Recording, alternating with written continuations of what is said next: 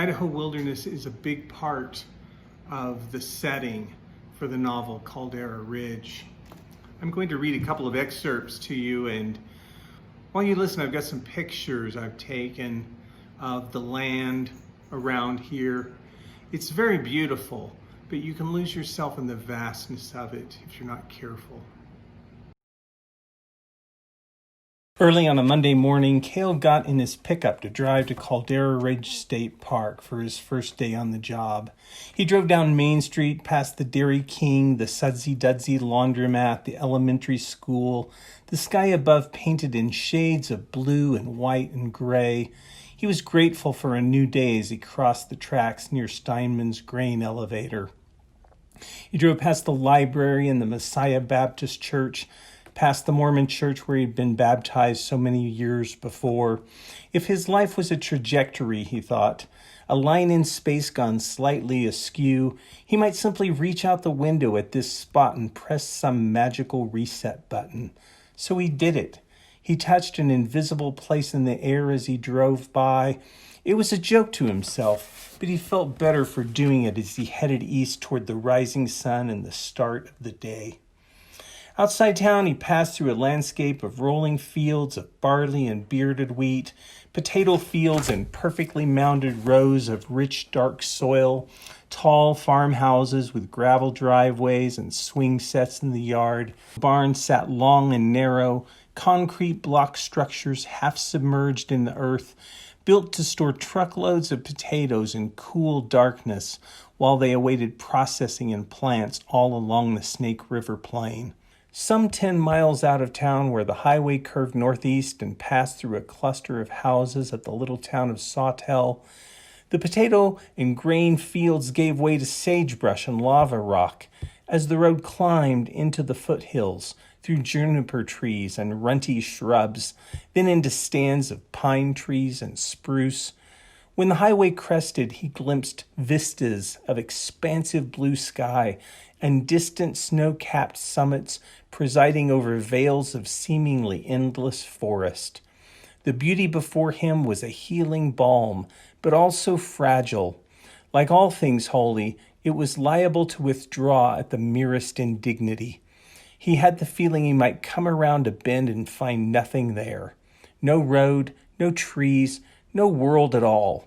As if God above and the Idaho Department of Transportation had gotten just that far on a Friday evening before quitting time and had never returned, having so many other roads to build, so much more world to create. What part of it was planned and destined, he wondered? What part of it was built by an all-knowing God to last forever? And what part was his? What were the materials, the dirt, the air, the love that he could use to build a new world for himself, for Charlene and the kids?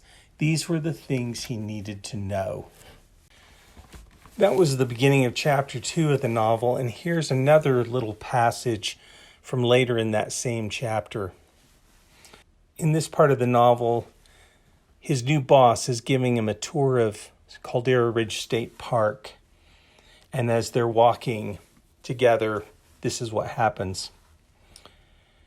They walked through the tall grass, and then without a word, Noah halted. He held out his arm to stop Kail beside him. The lake lay before them in a green-fringed oval, sunlight creating little pink flashes on the surface. On the far side, a fisherman sat so still in his boat he might have been asleep. Past the fisherman's orange hat, a stand of pine trees rose to a ridge, and beyond that, in the distance, the rocky crags of a mountain range 20 miles away stood capped with snow. A single crow circled silently in the sky, high above the fishermen, and from the trees behind them, Kail heard the distinct call of a mountain bluebird. They stood there for a moment, not speaking. Then Kail realized why they had stopped so suddenly.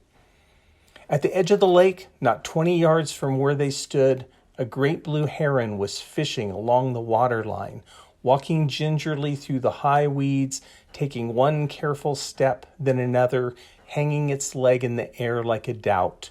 Noah whispered, "See it?" Kail noticed the black plume behind the bird's eye, the blue-gray back, the black stripes on the white foreneck. He stood transfixed. "Beautiful," he whispered. "Best part of the job," Noah said. The heron had been gazing down at the water as intently as a fortune teller with a crystal ball. Then it lifted its head, and a ripple coursed down its neck before it spread its wings to take flight.